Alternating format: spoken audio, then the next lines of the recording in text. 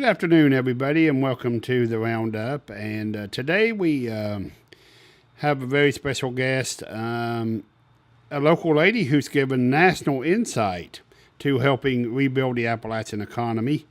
And of course, Total Media viewers know her well. She used to be our general manager, and so she has a lot of information about the media, a lot of know-how.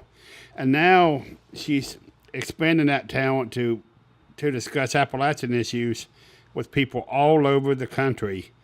And she's at the Appalachian Leadership Institute, and her name's Amanda Crabtree, and she should be a familiar face to everyone. Amanda, can you tell us how you got involved in this and what you've learned and the scope of the conferences and what you're doing? Sure.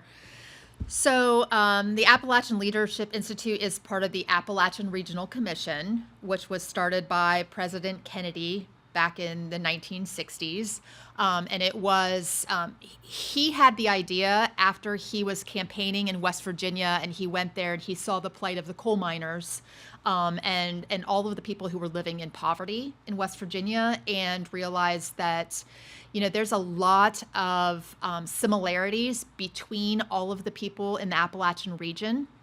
You know, a lot of the industry that has come through Appalachia have been extractive industries, meaning that they've taken things out of them. But then after they're done, the people that live in those communities are kind of left with the remnants. So if you think about like coal mining and iron and all of those things, where those were extractive that came out of the earth, but then, you know, a lot of people used those, were in those industries for their livelihood. And then when companies left, there were a lot of people left with not really knowing what to do, and needing some education, and just needing a little bit of extra help. So the Appalachian Regional Commission was formed. There are 13 states in the Appalachian region, which was kind of news to me when I got into this whole thing, and I didn't know much about the Appalachian Regional Commission, but so the process to become involved in the Leadership Institute is, and I got the email from Sam Brady, our local economic development director, who has actually gone through the program himself. He's also a fellow of the Appalachian Leadership Institute, and he sent out an email and said, "Hey, I think you'd be great for this if you'd like to apply." So I did. I applied for it last year in June, and had to have 3 letters of recommendation. I had to have a letter from my employer saying that they didn't mind that I would be gone from work for several weeks throughout the year. Mm-hmm. It's a 9-month program, and you have to go on site, on location, to various parts of Appalachia to learn about the Appalachian economy and changes that we can make and things we can do to help in terms of workforce development, economic development, and just to enhance all of the natural resources that we have. Mm-hmm. So after applying, then you have to be selected. And I feel very fortunate because only about 0.25% of the applicants actually get accepted into the program. So I feel very fortunate to be a part of it. One thing that I think that probably bolstered your application, I'm sure when you were the Total Media manager, general manager, do you feel that media background of understanding communities, when you're in the media, you understand communities in a different way than I think a lot of people. Did that give you insights on how communities work? Yeah, I think when the media has to be ingrained in the community, right? We have to know what's going on in the community, what's important to the community, and I think that was very important and part of it. I think what helped me as general manager of Total Media was my involvement in the community, because I've been involved on a volunteer basis in a number of organizations throughout the community since I was in my 20s. I'm now a little bit older than that, but, everything from, my kids' sports teams, support organizations, to the Cultural Arts Center, the Marquet, to the Homelessness Committee, to Economic Development in the Chamber. I think the fact that I've been so involved in the community and a volunteer for so long, I think that is probably the thing that maybe pushed me over. When we talk about Appalachian economy revitalization. Mike DeWine, Ohio Governor Mike DeWine, has championed that. And it takes money, and you also have a background in banking. So Sure. I'm sure that. But Mike, you can't get things done without money. And Mike DeWine, in a historic effort to help the Appalachian County, has put $500 million into the economy. And one of the things the governor is he is pushing community colleges. He's pushing tourism, medical. Right. And when you discuss, tell us about some of the trips you've taken and to different states and what you're learning from people in those Appalachian communities about their problems and their issues. So you say, are they similar? Are they different from state to state? What have you picked up? It's interesting, and get back to your comment about Governor DeWine. He absolutely deserves credit for that $500 million. And to be clear, that money was federal money that was given to the states after COVID. I'm sorry, to kind of help the states out. But he earmarked a good bit of that for Appalachia and for the Appalachian counties in Ohio. And to his credit, has been a big proponent of Appalachian Ohio. The governor's office of Appalachia, as you know, the director is John Kerry, who's a Jackson Countyan. So we are grateful to have him in that position as well, because he is really a champion of Appalachian Ohio. But so the thing that I have noticed, because when you talk about the 13 states that make up the Appalachian region, when you think about them, they seem very diverse. So you're talking about as far south as Mississippi and as far north as New York State is in Appalachia. And what determines what Appalachia is, because the Appalachian Mountain Range actually goes all the way up into Maine. So arguably, parts of Maine could be part of Appalachia too. But what they look at is not just the mountain range itself, but socioeconomic factors. So if you look at, for example, Mississippi, there is a good bit of Mississippi that is in Appalachia, but then sometimes there's like a little spot in the middle that is not, and that's because the socioeconomic status of that county or that area is a little bit higher than what we would normally call Appalachia. So it's interesting because we have this big change. Obviously, the weather in New York is very different than the weather in Mississippi. But the challenges that each face are very similar because the people are very similar, and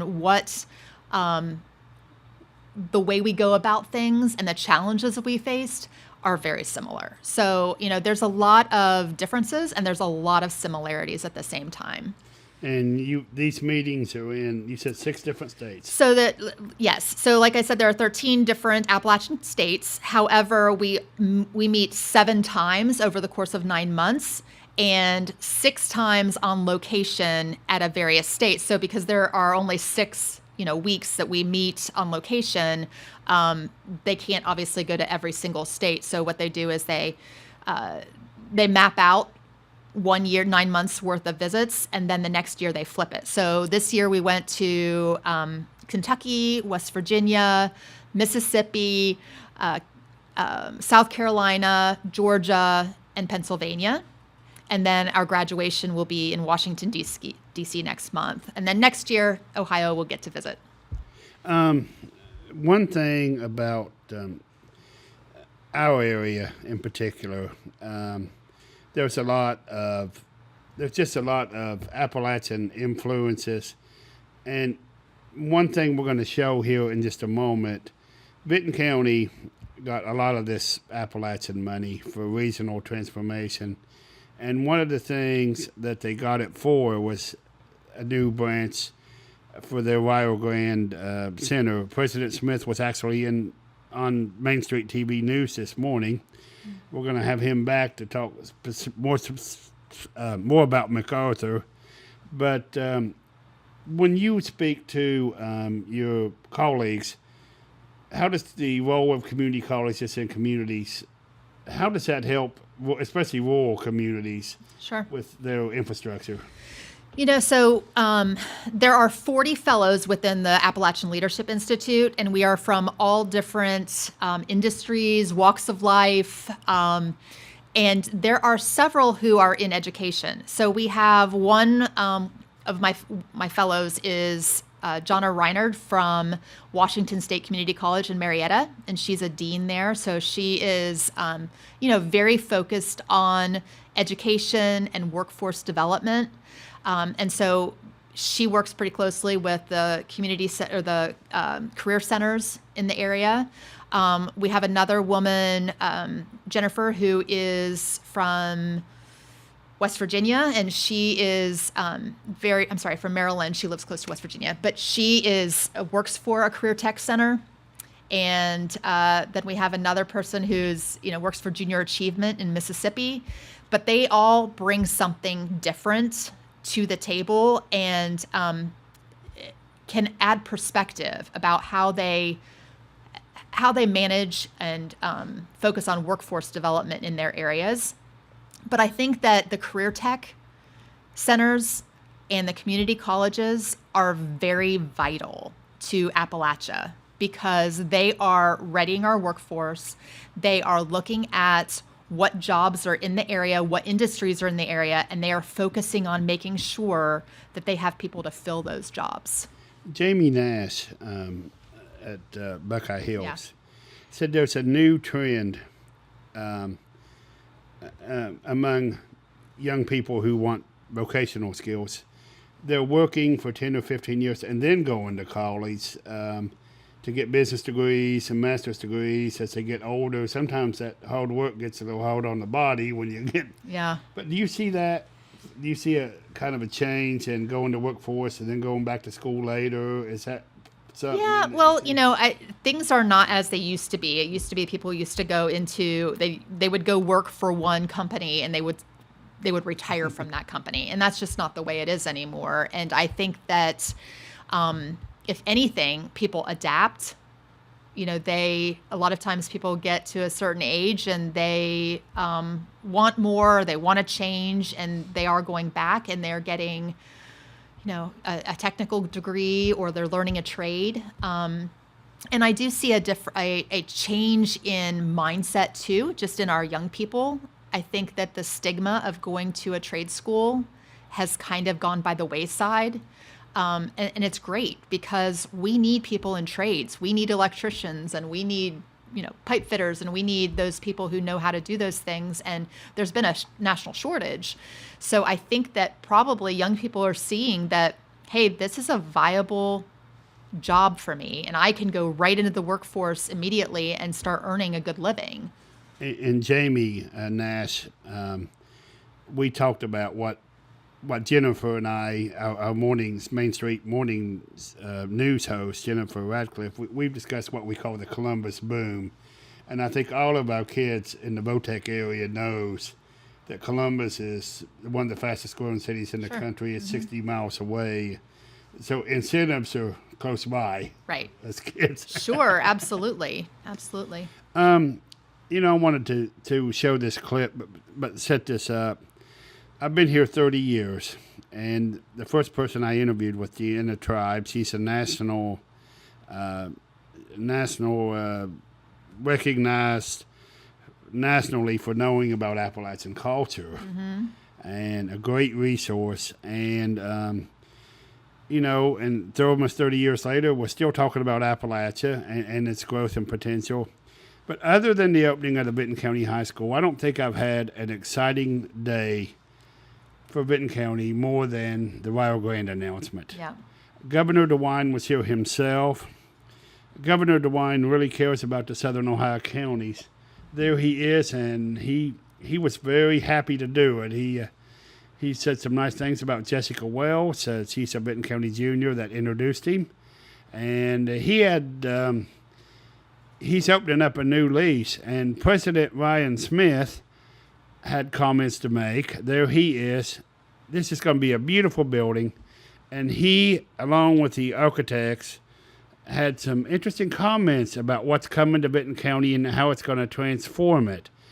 And let's show those two videos now, just back to back, and then we'll talk about what's ahead for Benton County and what's ahead for Southeast Ohio, and more conversation with Amanda. Okay, we're more coverage from MacArthur Rio Grande Center. And these are two of the principals involved, and an architect, Rio Grande Center. And if you would introduce yourself, tell us where you're from, what you do, and we'll get a couple questions for you real quick. I'm Rebecca Long. I'm the Chief Operating Officer and VP of Student Affairs, and I am the Project Manager for RIO on the Team Okay. I'm Casey Burns. I'm with Triad Architects. I'm the Architect and Project Manager for this one. You know, a couple of things. First of all, let's go back to what the president said. This property has meant a lot to MacArthur, not only with Campbell's Market, but now it's been the high school, the football field. This property out here has been a lot. A major investment today. And what are you guys' thoughts on that? What went on today? We're just super excited to finally be moving forward on this project. It has been a long time in the making. We secured the property several years ago with a vision to move forward, and so we're thankful to the governor's office for funding, and we couldn't be more excited to finally be ready to formally break ground on this.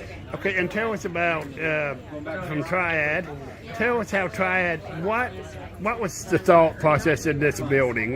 It must have been, it looks like it was very well thought out. Thank you, I appreciate that. Really, they had a very clear vision. So the RIO team that we've been working with had a very clear vision of how it would serve the community. So we just tried to include every single piece that we possibly could that would make it feel like the community owned it. It was a part of the community, something we could really be proud of. The elements really elevate. We want to elevate Benton County, but also they want to feel some ownership in it. We drew a lot of inspiration from the lumber industries here and some of the existing really proud existing buildings with all of the brick and opening up a lot of spaces for engagement with the community. We want the building to really feel welcoming, approachable, so really kind of all sides of the building have street-facing, a dynamic site, street-facing access. So when you drive past, we wanted people to be able to say, oh, what is that building? Let me go check it out. And it feels very welcoming and approachable. Well, I'll tell you, we expect, it sounds like the president has an ambitious plan. He wants us, or would like to see this open by 25, so it looks like we're going to get started pretty quick. Yes, headed back to the drawing board immediately to get started on these plans.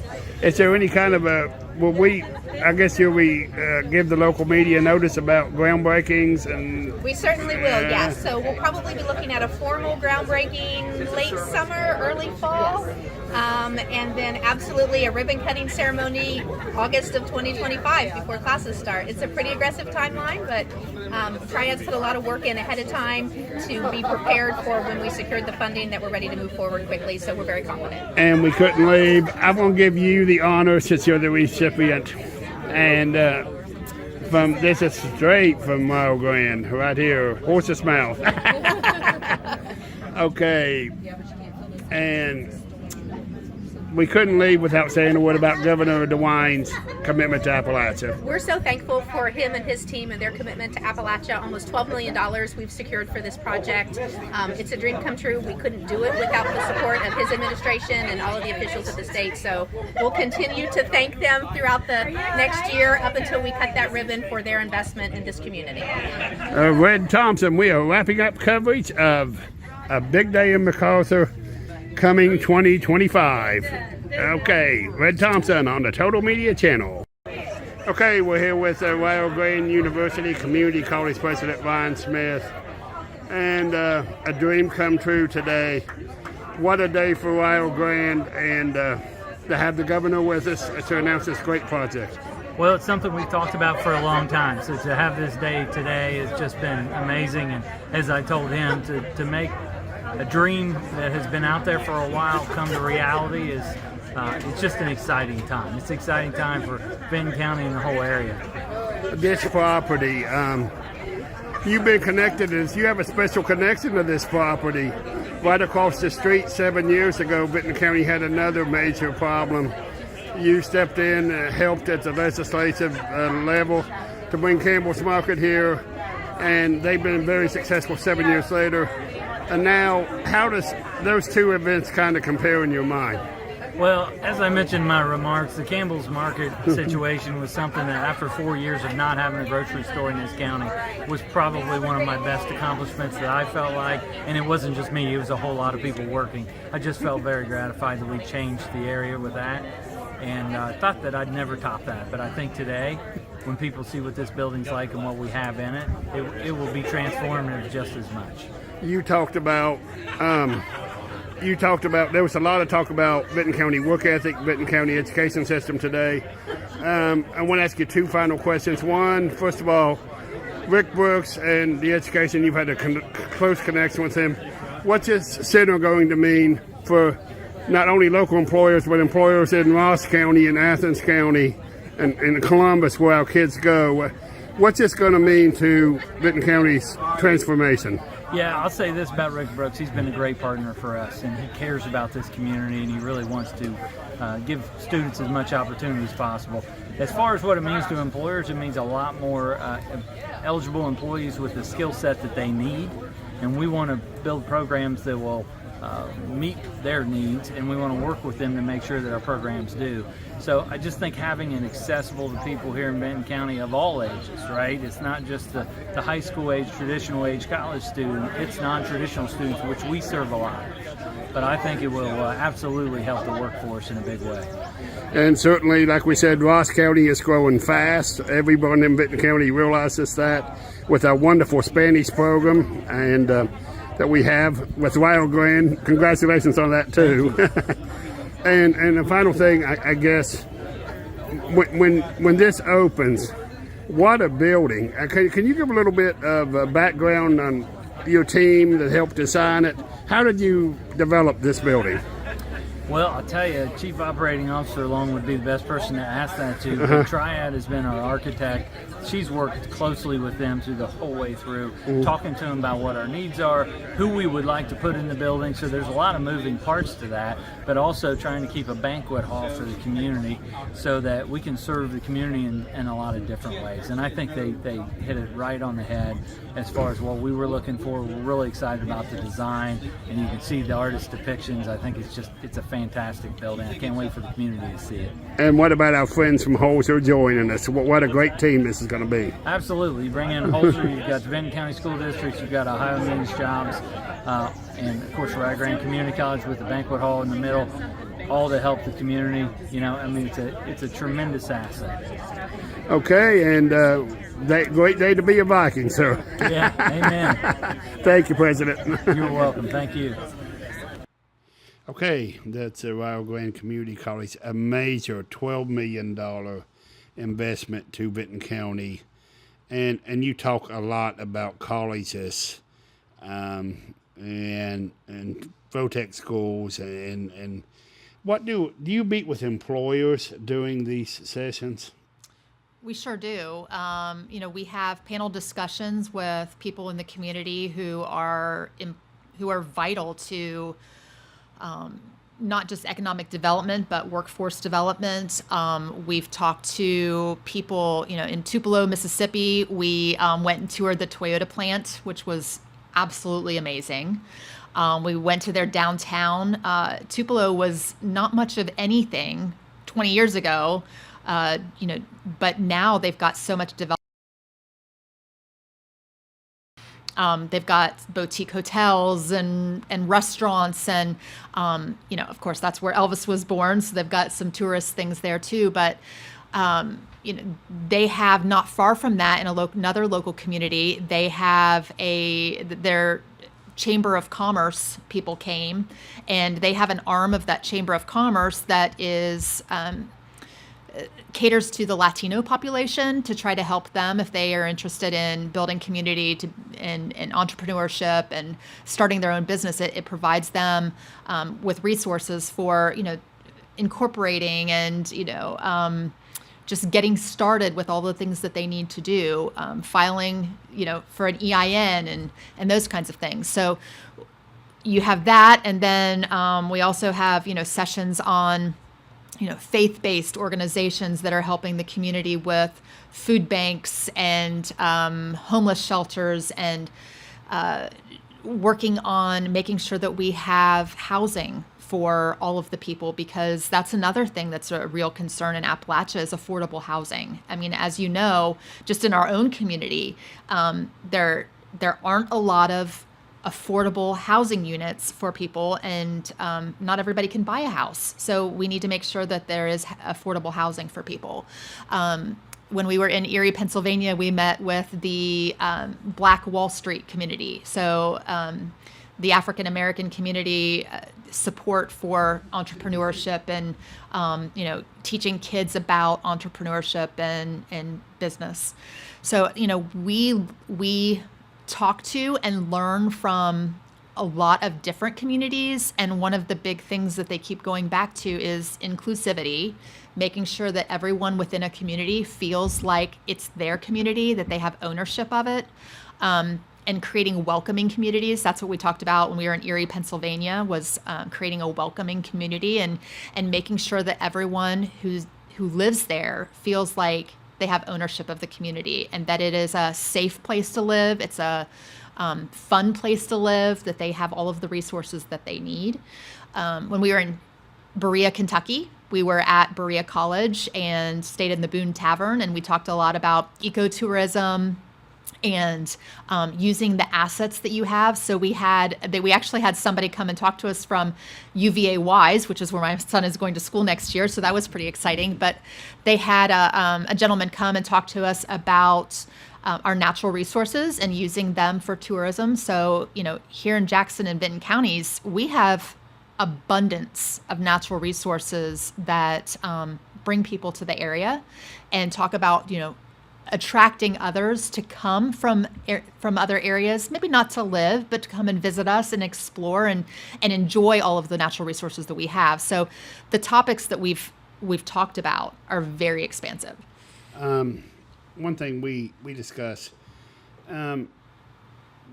there was on tourism, we often discuss Benton County, but Jackson County also has a move to create more tourism, and it may be merged with the Hocking Hills. You talked about the ecotourism. Hocking Hills is certainly, they've surpassed Dollywood in Google hits. Right.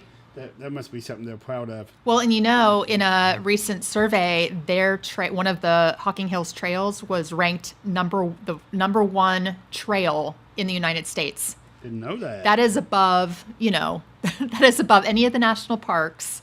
It's pretty amazing. And we have all those things here in Jackson and Benton counties too. We have lots of beautiful, beautiful trails, but it amazes me sometimes that there are so many people who live in our community who have never been to those places. One thing that I guess growing up in West Virginia, one thing that was forced on us, I guess it's been tougher in Southern Ohio to do this. In West Virginia, we had a Governor Caperton, that forced regionalization. He wanted everything regionalized. He basically split the state up into 8 zones, and everything had to be regional. But in Indiana, I saw Southern Indiana tourism, and that's everything from Indianapolis to Louisville. Do you think that somewhere down the road we could get to a Southern Ohio type tourism board? Yeah, we could. I mean, there already is an Appalachian Ohio Tourism Board. So that is all of the counties in Appalachian Ohio, which goes all the way up to, Tuscarawas County. So there is already a movement for that. And they work very closely with the Ohio State Tourism Board. But I do think that there is an opportunity for southeastern Ohio to create. And if you think about Hocking, Athens, Meigs, Gallia, Jackson, Vinton, Ross, Pike, I mean, I think that there is an opportunity for all of us to come together. We just all have so much to offer. And it's not even just our natural resources, but we all have very historical areas as well. I mean, talk about the mounds in we have mounds here in Jackson County too. It's not just Ross County that has mounds, but and then we have all of the iron furnaces.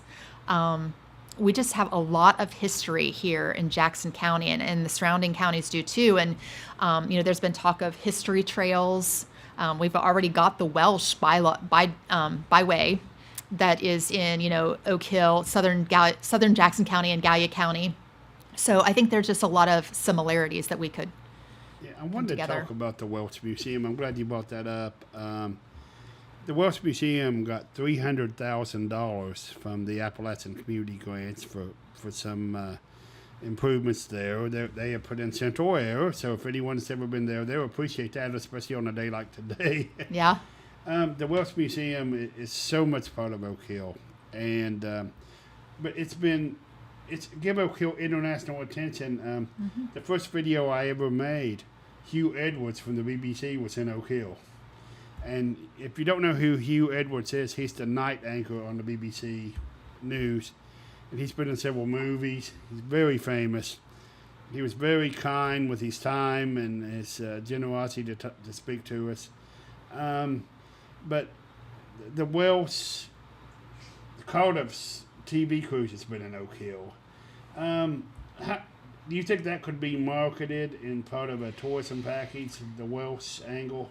Sure, absolutely. It's hard to know with such a niche category, how many people that would actually bring. But, we have talked for extensively, because I'm also on the board of the Lillian Jones Museum, which, the Jones family they were also Welsh, and a big part of Jackson County history, because of Globe Iron.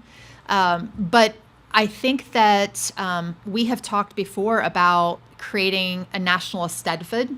There is a national Eisteddfod, which I think is held every couple of years, but why not make it every year and have one of the locations here in Jackson, Gallia counties, and bring people in that way? Because, not many people probably know that over there, kind of like across from Cardo's restaurant off of South Street, there used to be a huge auditorium, kind of where the track is, the Jackson High School track is. There used to be a huge auditorium where they used to hold Eisteddfods, like really big Eisteddfods, every year. So I think that it could be something that we could get international attention for, and people could travel to come here. And I think that the fact that we have the Welsh Byway, I think, is another piece of that. One thing that I talk about a lot, in Deanna. I don't know if you met Deanna Tribe. Isn't she amazing? Yeah. I could sit here and talk about Deanna all day. She's just she's written books, several books. But one thing that we talked about, and I was wondering if this group talks about it. It seems to be in Benton, Jackson County, cottage industries could be part of the future. Does cottage home-based industries come up in some of your discussion groups? Is that trying to help people get businesses started? We haven't really talked about that much, other than, providing resources for entrepreneurs. And, I think there are already a lot of resources in our communities for that, for, whether it's the economic development initiatives, or we've got down in Pike County, we've got the OSU South Centers. We've got, all of our local banks are great resources too for people who are trying to just start their own business. And the state of Ohio has great information on their website as well. So we haven't really talked about that much in terms of the Appalachian Leadership Institute, but that's definitely a piece of it as well. Okay, and we're going to switch to the village of MacArthur now. And we're going to let Amanda change her hat. to my real job. Amanda wears a lot of hats. Now she can put on her business hat. And your business is transforming downtown MacArthur in a big way. And we were there. Another exciting day was the groundbreaking. And Amanda, we're getting close now. We're getting closer, for sure. Why don't you speak about the new bank and the process and how it's coming through Randy Evans? Sure. So you see the picture there. It's definitely coming along. It is an absolutely beautiful building, and it's going to be really, really nice on the inside. I hope everybody comes out to take a look at it. But it is 2 floors. We do have an elevator that's going to be on one side that will take people up to the second floor if they're not able to walk the stairs. We're taking our retail staff, which is all of our staff in MacArthur that talks to customers. They are all going to go to this new building. So on the main floor, we will have all of our tellers, our branch manager, assistant branch manager, some loan officers, new accounts people. We're just trying to make it easy for Vinton County folks to do their banking. As you know, we have the depot drive-through that is separate from our current bank, and it's done well for us. It's served its purpose over the last few decades, but we just think it's best if we have all of our staff together in one building. Right now we've got lenders in one section of the building. We've got the tellers and the branch manager in one section, and then we have the depot, which is completely disconnected. And I think it will serve our customers best if they're all together. And the people of Vinton County deserve a beautiful building. We've been in our current building for 100 years, and it's just gotten to the point where we have outgrown it. We are the second largest employer in Vinton County. And we have just really kind of outgrown the space. So I think that it's great that we are building this new building, and we're paying homage to, what the region around us. We're trying to make it look a little bit like a lodge. So talking about like the tourism and just the lodges and the cabins that you might find in Vinton County. Cindy Waugh, the auditor, Benton County is collecting $4 million worth of taxes off cabins, the castle, and they don't even have a hotel. Now, apparently, Amanda Boying, the new marketing director, there has been talk of trying to attract a hotel chain. There is a Cobblestone. Mm-hmm.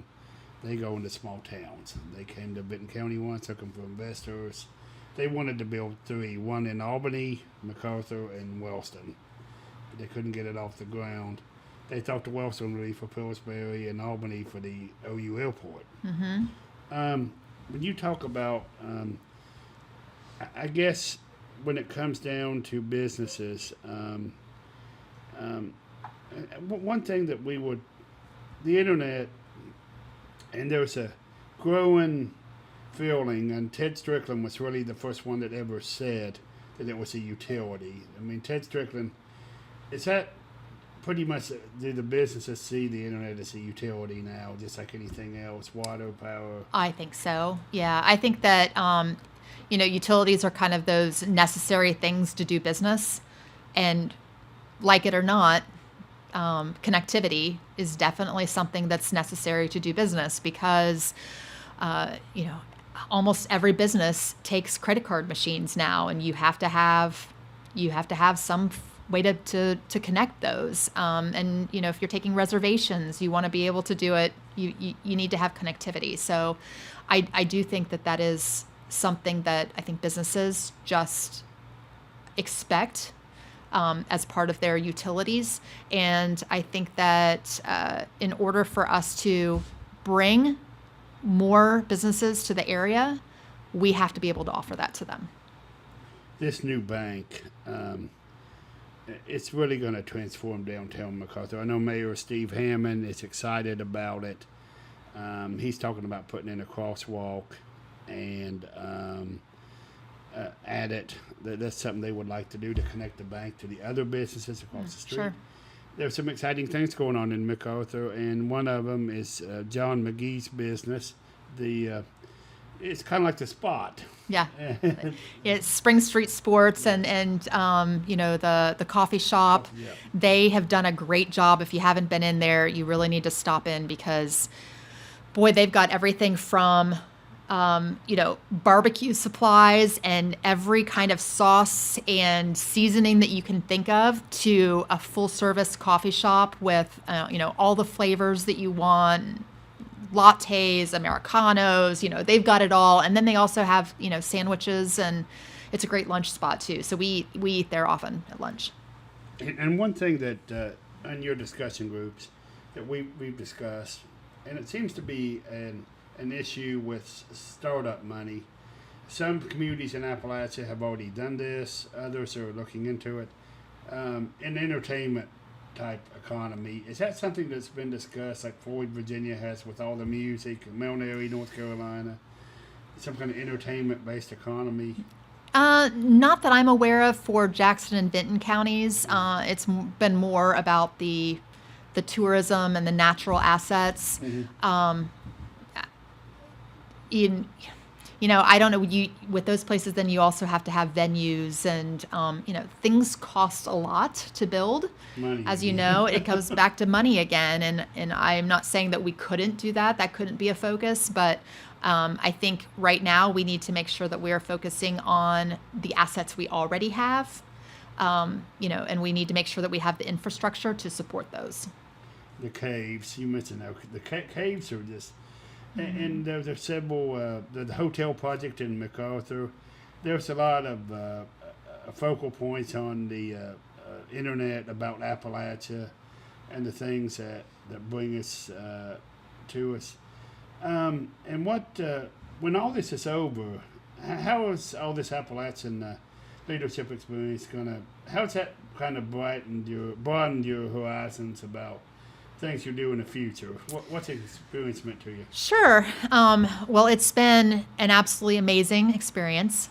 As I mentioned, they only choose 40 people from 13 states to be involved in this program. So to be one of 40 people over 13 states has been pretty humbling. There are only 3 from Ohio, so feel very fortunate. But the fact that I get to connect with people who from all over our region who have different perspectives and they have different strengths, I think will help me help our region.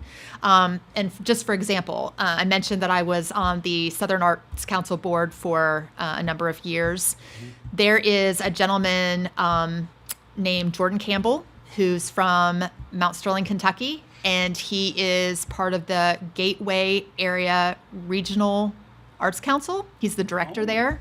And so he has, he is over an arts council that's very similar to the Southern Hills Arts Council. They have a building that was given to them. And it's an old church that they have turned into a theater and a gallery. So it's very similar to the Marquee. And he has really done a great job kind of taking that to the next level. And they have gone from 1 employee to like 7 employees, I think. So, I think there's a lot of things that we can learn from a lot of the fellows within this program. And I hope to take... And Mount Sterling itself, if you've never been to Mount Sterling, Kentucky, is a pretty neat place, too. They've got a lot of history. They've got beautiful murals in their downtown. They do a little scavenger hunt that you go find the murals, and then you can win a prize at the Gateway Arts Council. So I hope to take some of the people from Jackson County to Mount Sterling and share that experience with them so that we can all learn something from them, and use that kind of, the people we have here are doing a great job, but it's also good sometimes to see other communities and what they're doing and to get assistance from others. So, and that's just one example of, the unique people that I'm meeting. There are people from healthcare. There are people from education. There are people from the arts. There are people from faith-based businesses. Just, lots of different people that I think that we can, as things come up in our communities, that I can say, oh, I know somebody who's done that, and I can reach out to them and find out how they went about it. And on these tourism events, Mm-hmm. There seems to be a shift. When Amanda Boeing was here a couple weeks ago, she said there's a new buzzword, and a lot of our local events are great, and we enjoy their community type events, a lot of them, and everyone enjoys getting together and everything, but it seems like over the last few years, especially over the last year in particular, they want to monetize these events in a big way, and they're going to move the Moonville Tunnel in MacArthur, the big party from the tunnel where you can't monetize anything except for a few vendors into town where the local businesses can share. And is that creating tourism, creating income for local merchants? Is that discussed? Yeah, absolutely. Because every time somebody comes to the area, unless they are just coming here to go hike a trail and then leave, which they're probably not, they are spending money in our communities. So it is important. And, I think monetize sometimes sounds like a dirty word, but it's really not. It's just local support, right? So it's just supporting our local merchants and making sure that they are getting a piece of the pie. So, whether, if Wellston is having, they've got some great new ball fields and some new lighting, and if they have a tournament that's held there, then hopefully those people are stopping at the happening as they're leaving Wellston and eating dinner, or they're coming over to Jackson and eating at, number of our eateries that we have here, or maybe they're stopping at Michael's Ice Cream because they've heard of the bubble and they want to check it out. So those things only help our local merchants. If there is a thing about, and we're going to give the Moeller family a shout out, if there is a food is tourism, and boy, there is. You look at the Facebook and the internet, communities are really known for their food. And the bubble, the bubble's it for Jackson County. Sure. The Jackson County veal and the bubble, for sure. And, there is, Ohio Tourism's done a great job, too, of showcasing trails throughout the state. So there is, and if you're on social media and you're not part of the Ohio Day Trips, you should be, and you should follow Ohio Tourism because, they do a great job getting the word out about all of these different things that are out there. But there's an ice cream trail for the state of Ohio that you can go, just try to stop at all of the different ice cream shops on the ice cream trail. There's an Ohio Arts Trail that is, part of it's through Southern Ohio, and you can go look at different sculptures in communities throughout Ohio. And, there's a craft beer trail, and then we've got the Welsh Trail. There's so many different, depending on what your interests are, you can find something that interests you. If you're a motorcycle enthusiast and you like to ride motorcycles and you like windy roads, we've got the Windy 9 in southeastern Ohio, 9 different roads that are windy that you can take. And that's a big thing. So, there's lots of ways to enjoy southeastern Ohio. It's great fun to go to other states and to other countries even to visit and travel. But we have so many things here in southeastern Ohio that are just hidden gems that I like to try to start here and work our way out. I'm going to let you switch hats again. We're going to wind up with this. It's just been an interesting conversation about Appalachia, its future.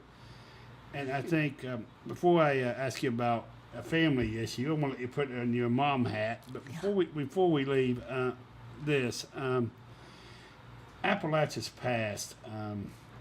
A lot of times in tourism development, there's a historical marketing and cultural marketing. Does that come up about Appalachia's past and how to incorporate it into a tourism plan? Some of the streets? Yeah, I think so. Whether it is, the bluegrass music, just local artisans. The thing about Appalachians is that they are resilient, and they always go back to the land. So even though we have had these extractive industries and we've had industries leave, Appalachians are very resilient and they rise above. And we are a community above all else. We look out for each other. I mean, I've seen it personally in my own life. I've seen, the community looking out for you. And I just think that it's all about community. And, we're just looking out for each other. And now I'm going to let you put on your mom hat. Amanda has 4 kids, and her youngest is going to play college football. And at Wise, Virginia, another Appalachian school. So That's right. It's right in the cove where she's at right now. Yep. What that's going to be like? You first of all, your son had an amazing career in high school, and what was that like? And then tell us a little bit about the process of him ending up at Wise. Yeah. So, yeah, absolutely. You know, another example of community, right? He has done very well, and he's had a very supportive community behind him, for which we are very grateful. It was a lot of fun. We looked forward to Friday Night Lights every week, and we'll definitely miss it. But we'll be there to watch the boys, you know, that are playing next year, just because we want to. Once an Ironman, always an Ironman. But we will miss. You know, all the boys were pretty talented athletes, and we were on that field quite a bit for soccer and football, and we'll miss all of that. But you know, Ethan did miss his junior year of high school, his junior football season anyway. So he was a little bit behind in terms of recruiting because of that. A lot of the film that other kids were sending out, he did not have. So, you know, that was unfortunate, but it's the way it went. So he had a offer from Mercyhurst University in Erie, Pennsylvania, which is now a D1 school, an offer from Moorhead University, and then he had offers from Ashland University and Ohio Dominican, and then UVA Wise. I think there was one other in there too, but so he really we visited all of the schools, looked at the programs that they had available. He wants to be a pilot, so he's been taking flying lessons. Oh, wow. So we kind of looked at the different schools to see what they had available, if there were airports around them, and then kind of got to know the coaches a little bit. And he kind of narrowed it down to Ashland University and UVA Wise, and he went to visit Virginia and just absolutely fell in love with the area.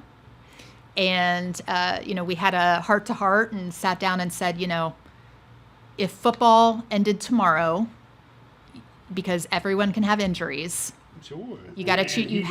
And he did.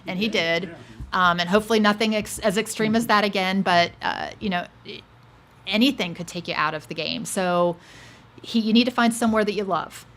And he absolutely fell in love with UVA Wise. He loved the mountains around him. It's just a beautiful, beautiful area. So he's really looking forward to it. I used to live not too far from there, and it is the Virginia mountains, and you're close to Tri-Cities.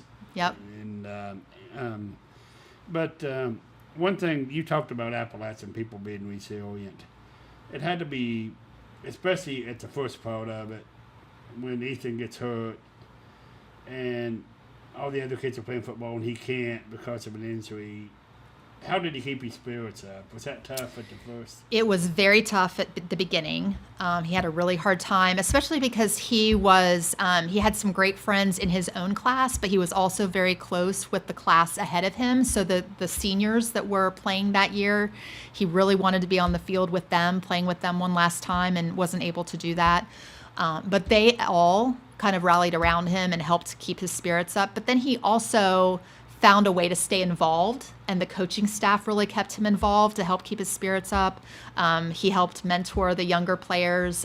Thatcher Brown is going to be a fantastic kicker for the Ironman next year, and he would go work with Thatcher and help him in practices and work out, help them work out, and would kind of coach them on the sidelines a little bit when they were getting ready to kick. So I think that kept him engaged and involved. So yeah, it's great.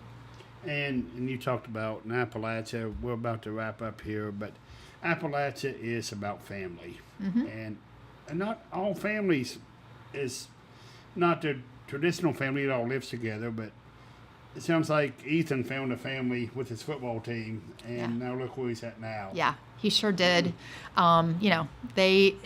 They definitely were brothers in a lot of ways, and his kind of core group of boys from his class just all graduated, and They spent a lot of time together over the last few weeks before Cade Wolford went off to Kent State, and they got to spend some nice time together, and I think they'll really cherish those memories.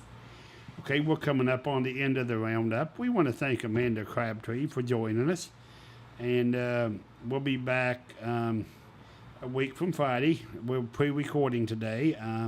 I'm going to be in Mississippi. We're going to go see Tupelo. Tupelo! And when I get back, we're going to have some footage from Tupelo, and we're going to hear from Jennifer Hughes, she works for Dwight Eisenhower. And Dwight's very popular in Tupelo. Yeah. Yeah. My friend Gene, that I'm going to visit on Thursday, I didn't even have to tell him who Dwight was. I said, hey, there's a local guy that does Elvis. And he goes, oh, we love Dwight here. Yeah. Yeah. And Dwight, amazing. Yeah. What he's been Yeah. able to do. Pretty cool. And it's throwing July 6th at the Moquet. Yep. And then he's coming back in the fall as Elton John, I think. So I'm looking forward to that as well. And just how about a quick comment before we get off about, and we're going to talk I got a long interview with Jennifer. You're going to so much about Dwight's organization, but isn't it amazing the response he gets at the Moquet? Yeah. The concerts? Yeah, it's always sold out. It's fantastic. Yeah. Well, Amanda, we thank you very much. And the final thing before we get off here, that big day coming up for you when you open that bank. Yep. We're looking at September 15th. Okay, mark that on your calendar. Yeah. More from the bank's going to come out about that. We'll have extensive coverage for that in the Telegram. When you're in MacArthur, drive by at 203 West Main. I think that's it. I believe so. They're coming in the home stretch. Yep. And we'll be back next week. We hope to have another musical guest, and we'll talk about our trip to Tupelo, and we just don't know what we might get into. But thanks for joining us on the Roundup. Good day, everybody. Thanks, Red.